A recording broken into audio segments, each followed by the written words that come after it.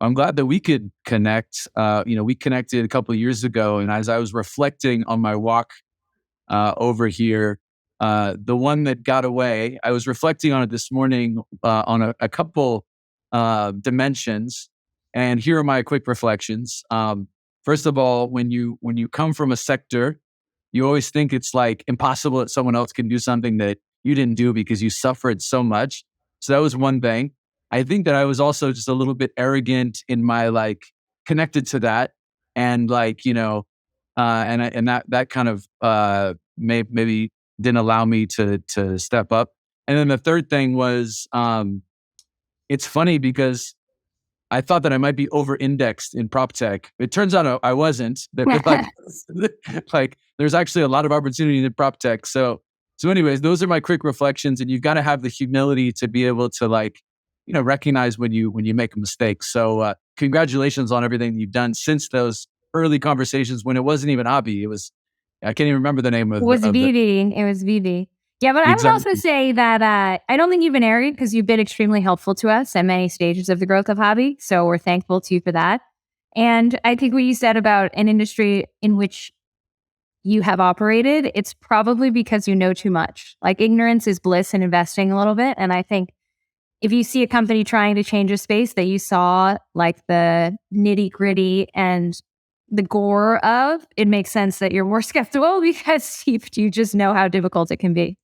Yeah, I just got my butt kicked for too long, and I'm like, oh, like it's something that I just knew would be hard. But then again, and when you've come in with a fresh set of eyes too, and I mean, you came from real estate. I think that's a good segue to kind of my first question is, there are plenty of opportunities to be an executive, in the real estate segment, and you were at Goldman. But what made you decide to just dive in and say, okay, this is the opportunity that I want to tackle?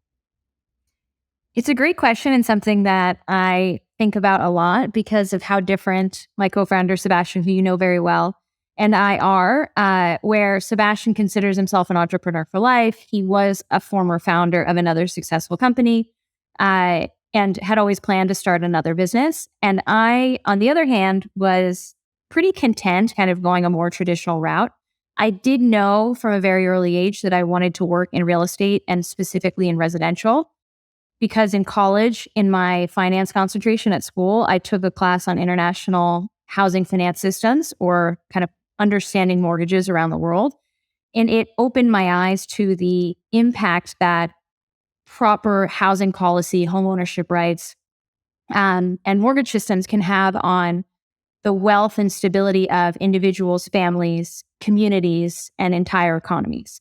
And a light switch then, and I said, this is what I want to do with my life. And then I spent the next few years transitioning from kind of more traditional finance into real estate and was in a real estate investing group after a little while at Goldman and wrote my whole application for HBS on being able to transform people's ability to have power over these big decisions in their lives through information and kind of understanding of the places in which we live, work, play, and otherwise exist. So I was just obsessed with doing something in real estate. And then I never considered myself a founder. I never would have pictured myself as an entrepreneur. But when I arrived at Colombia in 2016, had a really hard time finding a place to live myself. And we often tell this story that we'd been looking online while we were in the United States and eventually just moved to Colombia and we're staying with my mother-in-law and had to go take tours in person to understand the apartments that were available. We got iPhone photos and that was the limit of the resources that were available to us. And I was just shocked. And I had always thought that real estate was kind of the last frontier and the last industry to be addressed. And I saw the advancements in the United States because I'd worked at two prop techs. And this was like going back 20, 30, 40 years. There was just no information whatsoever. And that was my first clue to this could be something really big and maybe I should figure out how I could address this. And then it wasn't until I convinced Sebastian eventually to start a business with me that I was able to go for it. But that's kind of the background and genesis. Ironically, your description is the same it was in 2005 when I moved to Colombia. It didn't. You're right. It didn't change much. It's exactly the same experience I had when I moved to Colombia. Now, I moved to Colombia a long time ago, and it's been now. I guess you've been in Colombia since 2016. You said so. Yeah. Almost coming up on 7 years. What brought you to Latin America? Why focus on? You grew up in New Jersey, right? So Yeah. what's the attraction to Latin America, and why did you pursue the opportunity in this region? So I grew up in New Jersey. I'm definitely a very American seeming, which is pretty funny to be an entrepreneur now in Latin America. And I think you can understand the landscape into which I entered. I ended up moving to Colombia because I married a Colombian. When I was at business school, I met my husband Julio the summer before business school. We'd both been at Goldman and we're at HBS together. We were hallmates on an off-campus apartment building in the same section, started dating. And at the end of the day, we both had job opportunities in the United States. He had an interesting job opportunity in Colombia. And it came down to my willingness really to say, life is short. I've never really lived outside the United States except for educational opportunities. Let's do it. I'll get a job. And I ended up getting a job at McKinsey, which was a wonderful learning opportunity, and see how it goes. And it ended up obviously being one of the best decisions of my life.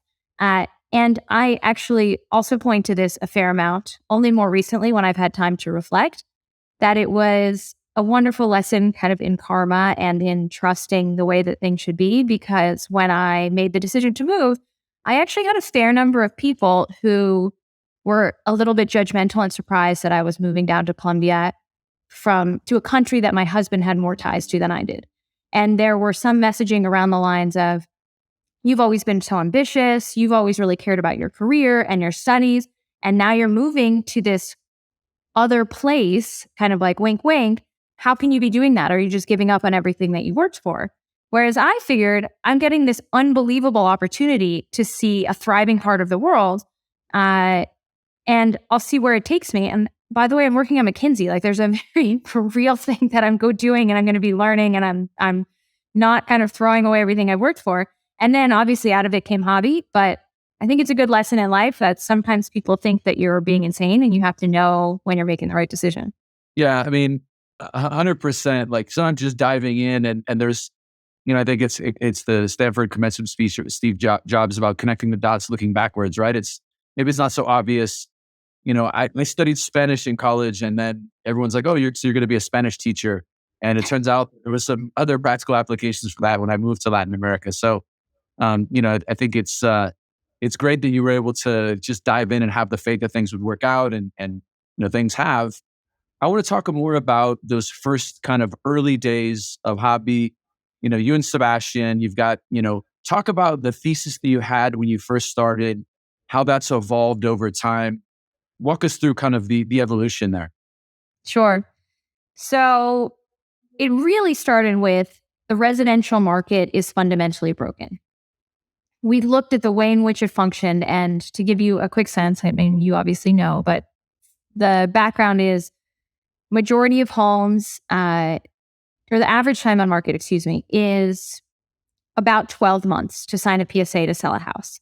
It can take 3 months to close. It can take up to 8 months to close and actually get paid, depending on how the buyer is getting financed.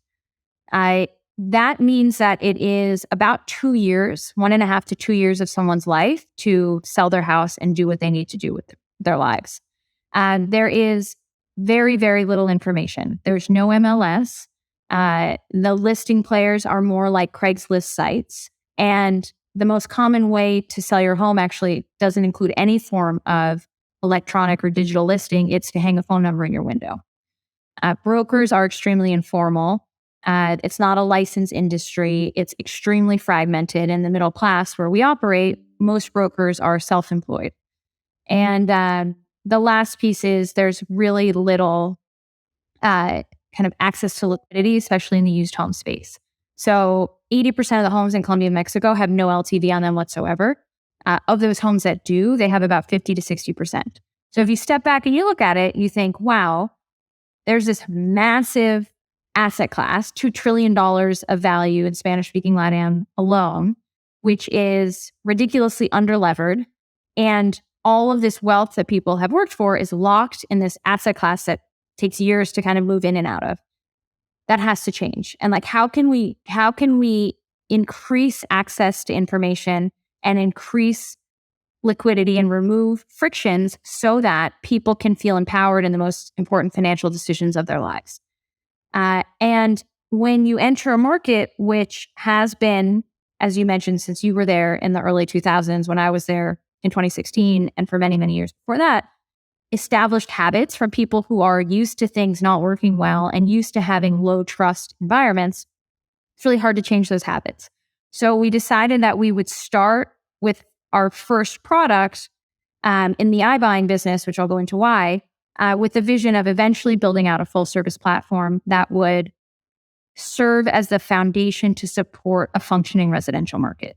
Why did we start in iBuying, which is the most operationally intensive and capital intensive piece of the business that one can do? A couple of reasons. One is we knew that to change the habits that had been established, we wanted to own the asset and fully own the customer experience on both sides.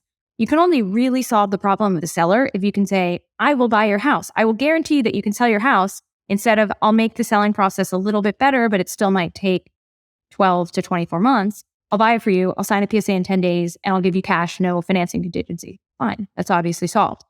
For buyers who are used to feeling a lot of trepidation, buying a home that was difficult to verify the paperwork of and understand the value of and all of the things that we discussed, we gave them a newly renovated home, paperwork in order, and had a seal of kind of approval and trust related to it. And then what we do now, which I'll go into later actually. So we wanted to own the customer experience on both sides, one. And then two, we knew that if we were transacting with our own balance sheet, it would instill upon us a discipline around data and home prices that would serve us well for the long term. If we stepped into more of an intermediary or marketplace role as our first product, we were concerned that we could kind of just be directionally correct on prices and that would be fine.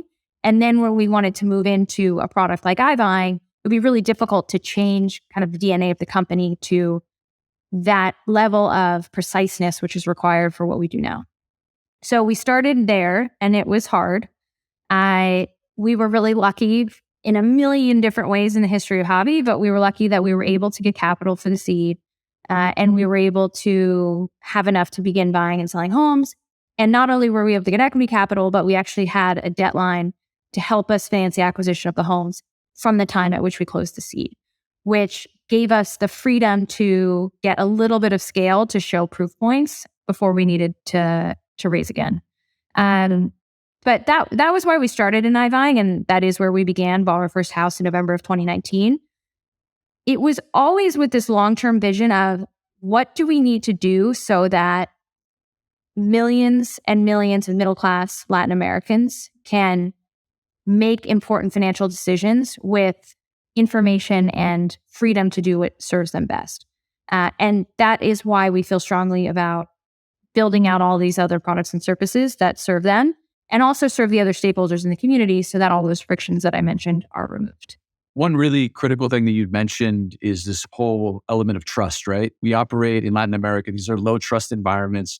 One of the amazing things about the US is that there is just like a baseline of trust.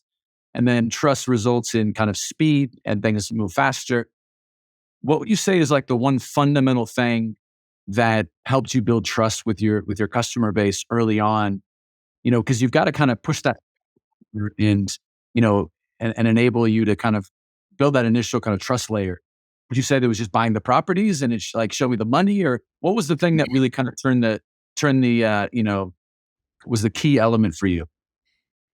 I'm really glad you highlighted that because I don't think I emphasized it enough in describing the differences in the markets. And especially for the Americans who are listening to the podcast, it is something that is really, really hard to wrap your head around how different the level of trust is in markets like the US versus where we operate. And the best comp I give to what it's like to transact on a home there is if you were to find a used car on Craigslist and meet someone in a parking lot of a supermarket at night and pay them cash, that is kind of what the transaction feels like. The only difference being that there's no Kelley Blue Book with which you can use to value the car. So people are really lost and don't feel secure in these transactions. Going to how we established trust at Habi, it was not kind of show me the money, because if anything, I think that gave people more concern around who we were and where the money came from. So when we launched Habi, we spent a lot of time and effort having a thoughtful PR strategy and establishing what the business was, what the kind of data process was behind it, who the individuals in the company were, and where our money was coming from, so that we could legitimize ourselves as a data-driven residential company with these international investors. Everything was kind of formal and vetted. And we also spent a lot of time partnering with relevant players in Colombia. So with different financial institutions and brokerage shops, and we became close with the Ministry of Housing. We did the first ever digital transaction in the history of the country. Miss all my time. Oh no, see, hers is very confused, but maybe a year and a half ago.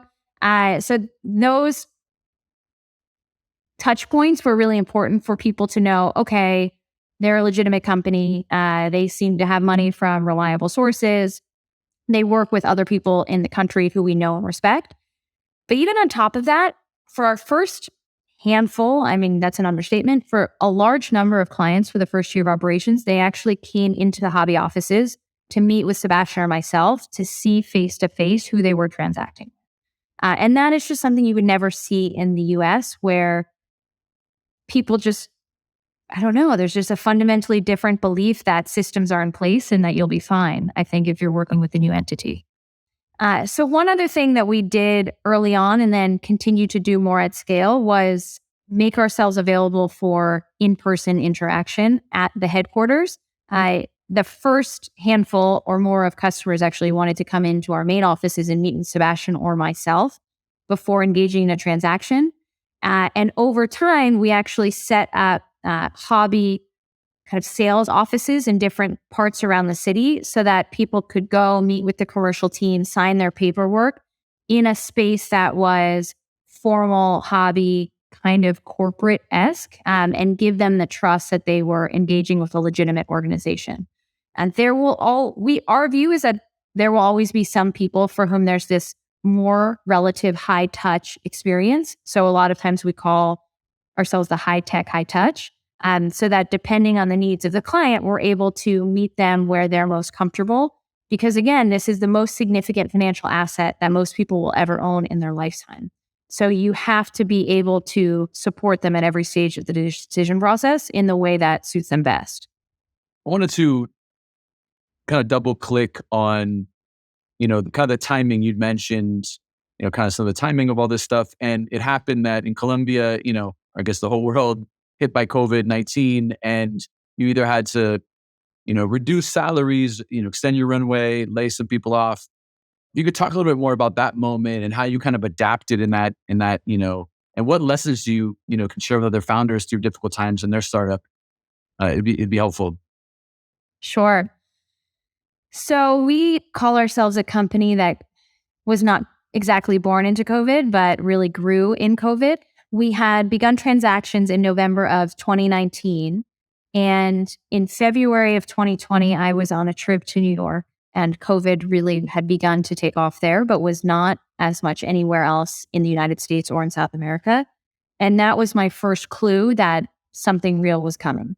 So Sebastian and I had a number of conversations between then and mid-March, I would say, to slow the pace of acquisitions because we were ready really to put the kind of pedal down and gear up because we felt that we'd proven the model a little bit. So we slowed the pace of acquisitions and we began to move homes off of the balance sheet because we wanted to understand what was happening. And we were really lucky that I happened to be in New York at that moment, get a little bit of a glimpse earlier on of how bad it might become. And when COVID really hit, we were under pressure to cut costs by 30%. And at that time, we had effectively no expenses outside of the acquisitions of homes, which obviously was a lever that we could shift as needed, and payroll. And we had built out the team to probably 50 people at that point who we recruited over the last 3 to 5 months and convinced to leave very comfortable jobs with good salaries at a place that they would have been safe and their families would have been completely fine. And the amount of stress and anxiety that Sebastian and I felt was tremendous. We knew that we had to report back with this 30% savings. And we really agonized about what to do. And to give you a sense of the level of focus that we had on it, I was in the hospital on the delivery bed in the middle of labor talking to Sebastian about how we were going to manage this in the email that we were going to send out. Once at that point, thank God, we had actually gotten to a solution. But it was like we were obsessive over it because the people and their families were now our responsibility. But ultimately, what we decided to do was say to everyone, hey, as you all know, this is happening in the world. We have received very gentle suggestion that, not so gentle suggestion, that we reduce cost by 30%. Effectively, payroll is our only cost. We have two options. Either we will go through and cut 30% of the overhead cost, maybe not 30% of the people, depending on who we cut, or every single person in this company can take a voluntary pay cut of 30% for an indefinite period of time. And when things recover and we're doing well, we will go back. And we sent out an anonymous poll. And again, thank God, and not anything that I've done, and I'm so lucky this worked out, every single person at the company decided to take a pay cut. And actually, Sebastian and I had quietly, between the two of us, decided to take a larger pay cut in the spirit of supporting the team. And one of our senior leaders raised his hand and said, are you two taking a larger pay cut? If so, I would like to as well. So we cut salaries of the entire team, a significant amount, obviously. And it wasn't until after we raised our Series A in the summer that we were able to bump people up to where they'd been before, and then over time get them even higher. But that was incredibly painful and scary and worrisome. We're really lucky because once we were able to get through that short period of time, even before the A, we ended up scaling operations really quickly because the need for our services was greater in periods of uncertainty and when people actually really needed a trusted partner or access to liquidity. So having the team in place at the scale that we built allowed us to start to speed up again really easily and put us in a good place to raise the A, which then positioned us for the future growth. That's amazing. What an intense moment. And I want to talk a little bit about leadership in times of difficulty. It's a lot to ask of your team, right? So, hey, like we're gonna, here are the options. What do you think were the key components besides you and Sebastian, behind the scenes saying, hey, we're going to even go deeper than this as to set an example. Besides just setting a good example for the rest of the team, what do you think the key moments are that you need to kind of show up for your team in moments of difficulty to kind of get them through challenging times? So I think, as you know, being a leader of an organization can be really hard because one piece of my answer is you have to be honest with people and you need to make them believe and know and trust that you will share with them the reality of what's going on and that will allow them to make decisions that are crucial for themselves and their family, like the one that we just discussed. On the other hand, you are navigating a really overwhelming amount of things, which is running your actual organization. And then if you're fundraising or you're dealing with debt or you're dealing with any sort of other external factor to the company being run on its own, you have to bear the burden of a lot of that yourself. And you cannot expect your team to bear the burden of a lot of the things that you need to shield people from so that they can do their jobs well and continue to be effective. So I think all of being an entrepreneur and running a company is finding the right balance between that so that your team knows that you are very genuine and open and sincere, and you give them the reality and you give them tools that they need to make good decisions and do the best thing for themselves or for the company. And then you also need to protect them in some sense. We at Habi have always been really lucky because Sebastian is basically the best co-founder that could have ever existed. So I have had the most supportive, kind of thoughtful partner through these ups and downs. And between the two of us, I think we are able to find that perfect balance of how we communicate with the team, how we push the team, how we support the team. But at the end of the day, it comes down to, as I said, being there and being honest and being truthful. And it takes time for people to like really believe you, I think, because you need to prove yourself day in and day out in the way in which you act. That was really earlier on in the company's history. A lot of people who are at Habi had worked with Sebastian before, so my guess is that that gave us a lot more credibility in the moment. But that's kind of my general guidance. Yeah, I think that trust is built up over time, and it's kind of how you behave yourself in those difficult moments. And it's interesting you mentioned, because I remember struggling with this a lot about how much to share. In the very early days of Viva Real, we were running out of money. We had $87 in the bank. We had 20, and I kind of just I just kept everything inside. And I would later realize that you do need to share the burden. That's something that, and people are capable of stepping up. But I always wonder about what's too much, and if you can, because it's not that you want to protect people, because I think that what I learned is that it's surprising how much people will step up in moments of difficulty. But at the same time, there is a certain degree, right? Like, you don't want to freak everyone out where there's just ultimate panic in the company. So Right. I think the key word is balance that you mentioned. But I would lean towards sharing more, because it just builds trust in the organization. And the thing that I've learned is that people actually step up when you make the call and say, "Hey, we need you to, help out on this." And then Right. people want to like step up and they want to shine. So, but it's a tough balance to, to find. Yeah, I think absolutely I agree with you on all. And I think the way in which you communicate those things, who you communicated with, and also how you manage your own stress. Like there are things that you might think are not a big deal and things that might make other people very anxious and then actually be destructive, or things that you think are a really big deal and you're panicking about and then you share and people can kind of help you solve the problems. So those are things you learn over time through the painful journey of learning how to run a company.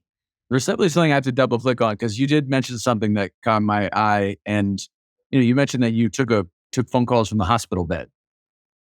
Did I hear that right? Yeah.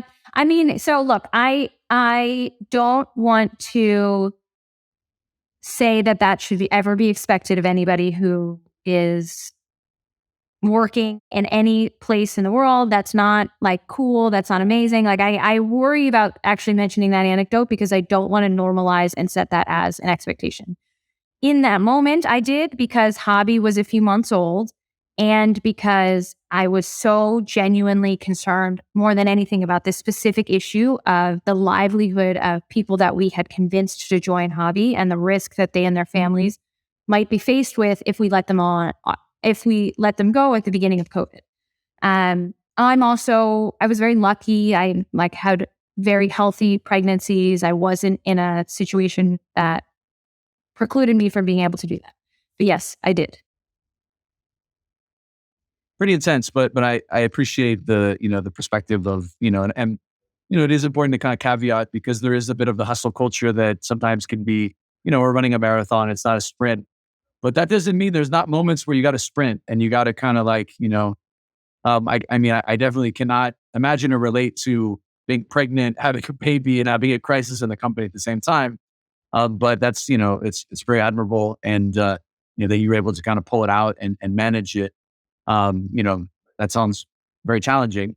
It's challenging enough just to run a business. And we were just talking about before we started this podcast, because I'm in my different location today recording this because my son is really sick. And, the reality is that, like, raising a family, going through the challenges that happen called life, while balancing a business at the same time, it's not for the faint of heart. And, it's something that, anything that you've learned over the years to kind of keep you sane that might be relevant for others? Sure. So it definitely doing work while doing life is a lot and it is extreme at moments in time. And then it's really fun and hilarious and joyful at others. I think What has worked for me is primarily the reason that we are building Habi and the reason that I'm here sustains me through a lot of the exhaustion and feeling overwhelmed, which is we are going to fundamentally change the lives of millions of people through giving them the resources, as I said earlier, to feel empowered in the most important financial decisions of their lives. That affects those individuals, that affects their families, and that affects the community as a whole. This year alone, we helped, I believe, 13,000 families, so not just individuals, make this important financial decision in transacting on their home. You think about how many lives we touch and how direct that impact is.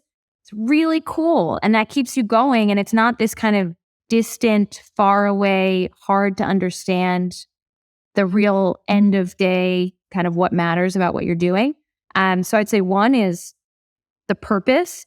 And then two, I've become like psychotically organized. And I have a separate calendar and a separate email that just has all of my kids' activities and doctor's appointments and locations that they need to be at what period of time. That calendar is shared with many, many people. So getting your life in order is the other thing that makes it possible. Sounds like a smart way to stay sane, to have that really dialed. And then, you know, it's something that, we look kind of at, this process of building a company. I was thinking about it this morning as I was, walking to this interview, because I'm starting to kind of fundraise for a fund that we have, and it's our second fund.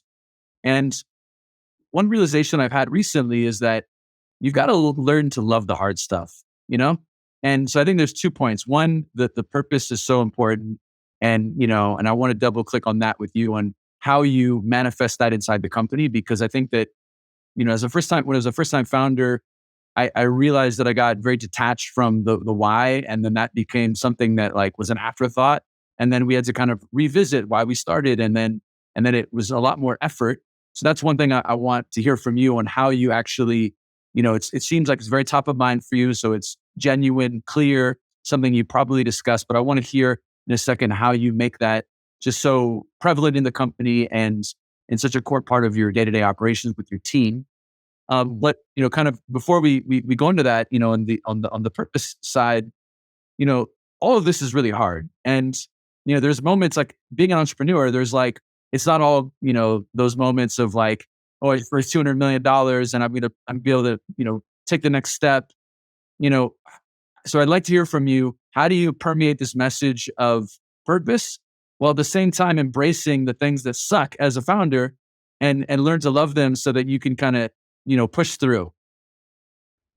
Yeah, both great questions. So on the first, Habi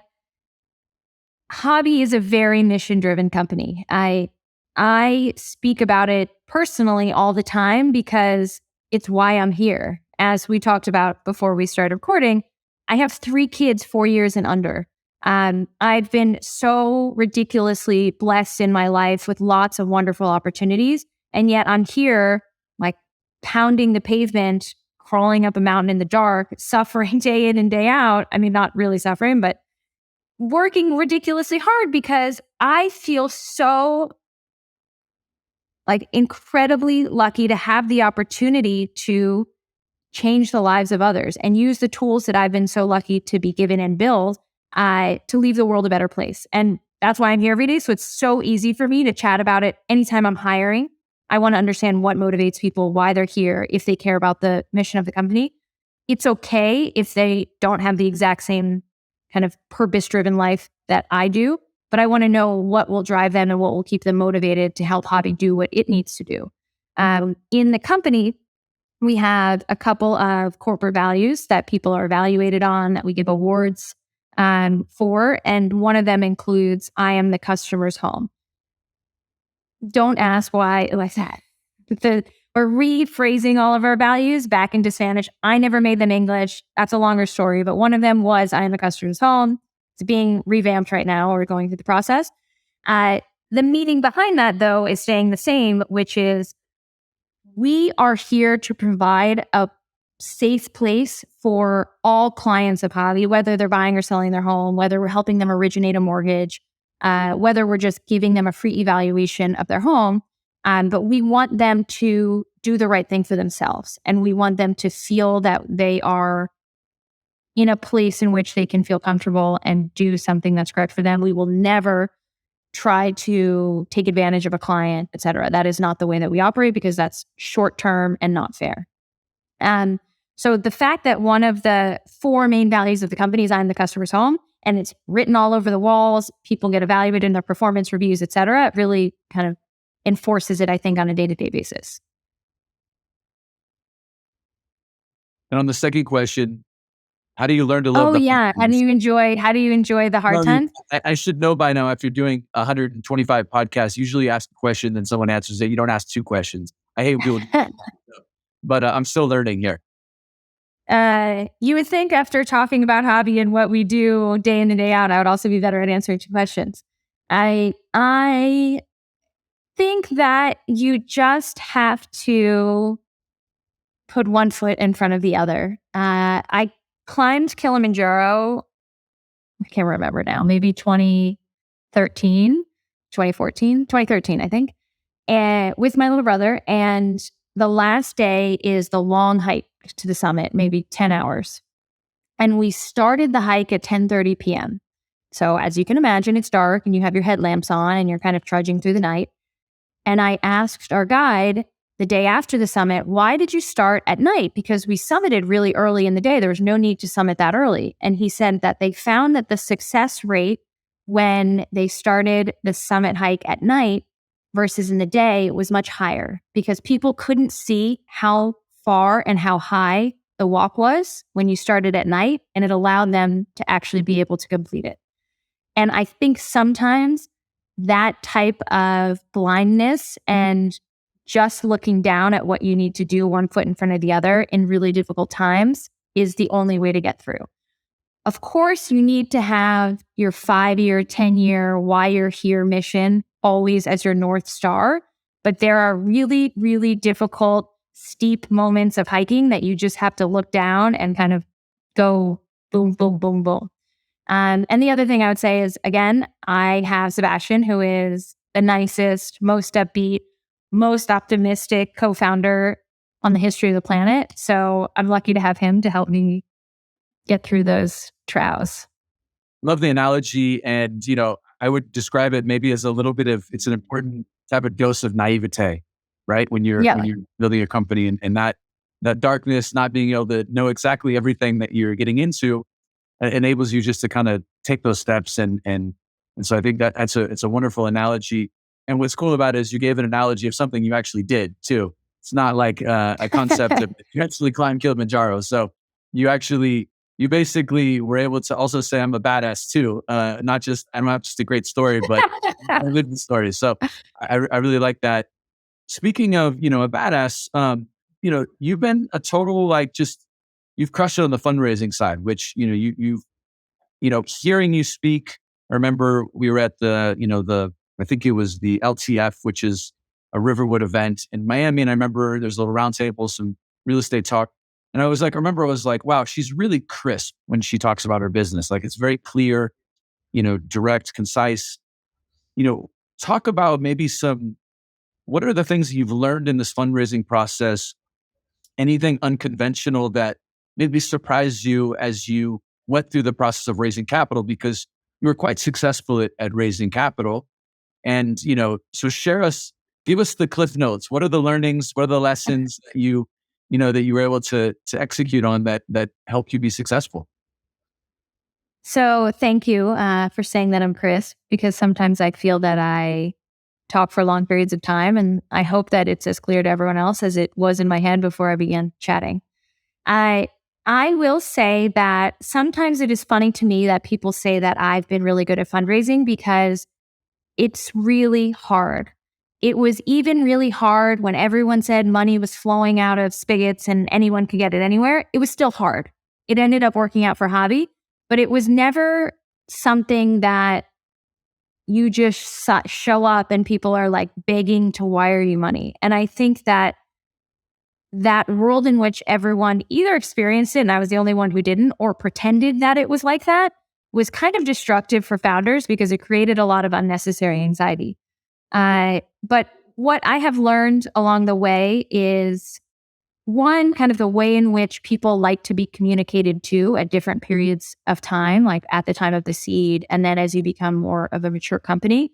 And two, really staying, and I hate this word, so I'm annoyed at myself for using it, but staying authentic to who you are. And it sometimes was hard because I felt that we were in a world in which comps, regardless of what industry or region they were in, we're painting things in such a perfect light, whether or not it may have already been accomplished or is kind of more theoretical or a little bit more smudged along these sides. And I am a very kind of like direct, concrete, honest person. And I felt that sometimes I was disadvantaging Habi because I was very factual about where we were, what we had achieved, what our plans were. And I never felt comfortable exaggerating is a nice word for it, but ever saying things that were kind of hopefully going to maybe be true. And what I found over time is people get to know you. And then if you stay really consistent and you say things the way that you always say things, and you say things the way that you truly believe them to be, and you are more factual, back to the trust thing, it builds up trust over time. And even though you end up talking to different groups of investors over the years, your reputation as a very straightforward, genuine, and trustworthy person will carry you through. So that was a lesson that I was worried we were going to kind of learn the other way, which is be a little bit more of a show person or salesperson. And in reality, at least so far, it's ended up working out. And then the last thing I would say is it always, like everything, it takes a team. So it's unfair that I get a lot of the benefit for how well we've done in fundraising. I have the most phenomenal finance team and then operations team and commercial team and everyone who does the work to have the numbers on the page look really good. So it's not so hard to fundraise for a company when you're making money on every unit that you transact on. You have a clear path to profitability and you're growing many, many times a year. Yeah, I mean, the numbers are key, particularly as you get, further down the line. In the beginning, Okay. it's a lot of the vision, the team, all that. And, obviously, when you deal with growth investors, it's kind of, show me the numbers, right? That's the Yeah. mantra. How does the current macro environment affect, the business, and cost of capital has gone up? Would love to hear kind of how you are planning for 2023 when you look at, you were successful in raising even in a bear market, right? So back to the kudos again, you successfully raised in a bear market. We are. How does that affect your planning moving forward as we enter this kind of, potentially recession and, kind of where we are in the macro?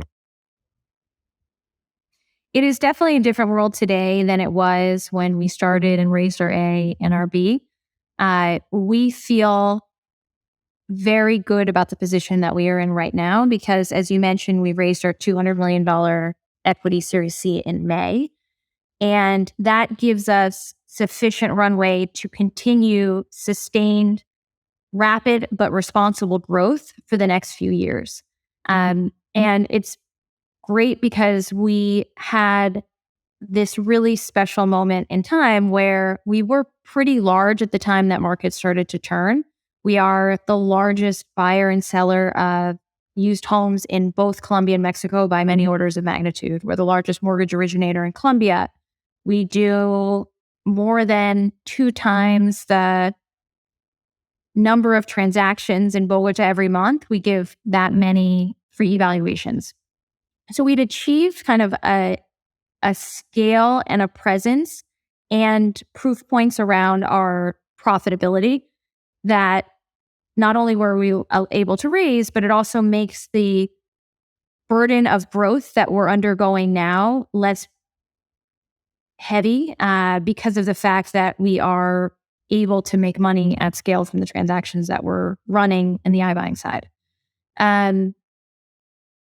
That said, it's a different environment. So we are being thoughtful around the mentality which used to be grow as fast as you can and then figure out the rest.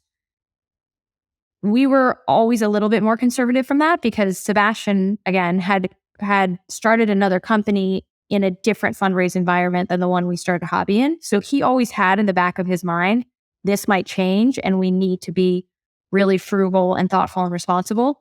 So that was a different balance that we were in, which is we were under the pressure from investors of 2 years ago, which is just grow as fast as you can, and you'll be rewarded for it. And his very prescient thoughtfulness around making sure that you are financially conservative. And that's kind of the mentality we're going into the next 2 years with.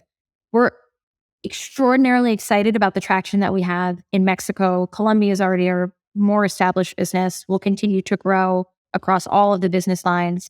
Same in Mexico. And then we'll look for when times are more attractive if we need to. But for now, we're kind of heads down executing and thankful for the moment in time that we were when things shifted. The benefit of being in real estate is that, you don't need to be in every market because like a city is a market, right? Like it's just such enormous TAM that allows you to, you don't need to be, completely regional or, across the, all these different countries because you're just going into a city. So I think that's a benefit of prop tech in terms of the need to really focus and own kind of a specific market. And it's incredible you've got that kind of traction and such a short amount of time, you've been able to build a business that's transacting more than, all these players that have been around for a really long time. I hear you mention Sebastian a lot, which I think is really important, this co-founder relationship. If you could kind of distill down, the key things when forming a partnership, looking back to when, because I did recall in this interview, you said, hey, I went and I was like, hey, let's partner together. So, it sounds like you sought him out as a partner. So what was it about the qualities that he has that, made him a great partner in building this business? And then how do you look to kind of support each other, in this kind of journey building a company? Yeah, happy to talk about it. I have a sample size of one, so I don't know if I'm the best person to give advice specifically on this because I did it once and it worked out really well, thankfully. But I have known Sebastian for about a decade. As a friend, he and his wife came to our wedding, and I always respected him as an entrepreneur and as just a really smart, fun, thoughtful guy.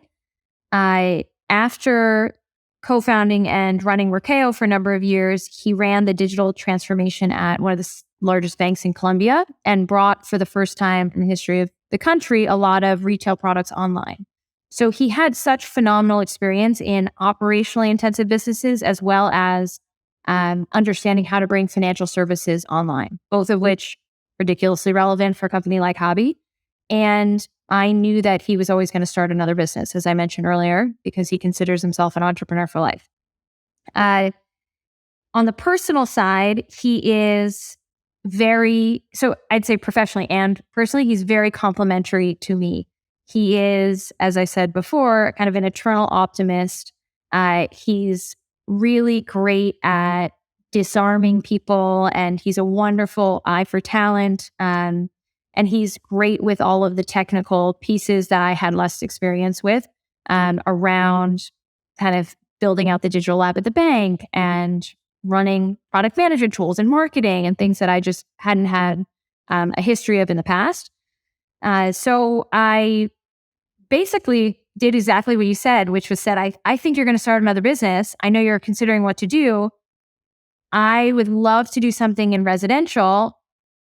What do you think? Like, let's noodle on some ideas. And it became really clear very quickly when we were putting together 5-page, very early draft pitch decks for BB pre-Habi, that it was kind of a nice balance that would work out really well.